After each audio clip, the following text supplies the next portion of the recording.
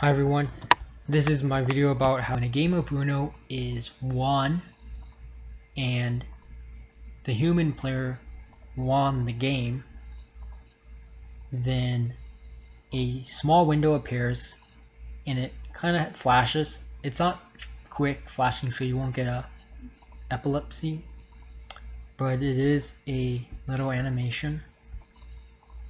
So let's run it.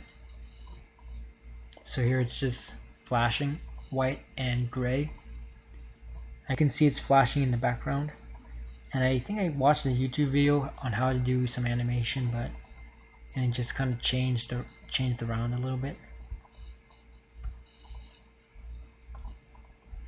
So it's a very short class. This rectangle is what is changing color. So originally it's white, and it has this fill transition. Now I don't know a lot about this, so you could just kind of look at it and listen to me.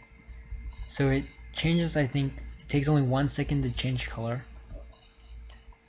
And this fill transition, I guess you're telling the fill transition object what is going to change.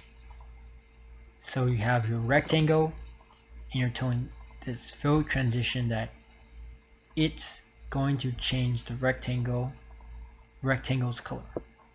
So here you can see set from value from white to gray. Actually, I don't even think this is necessary, but I guess I just have it.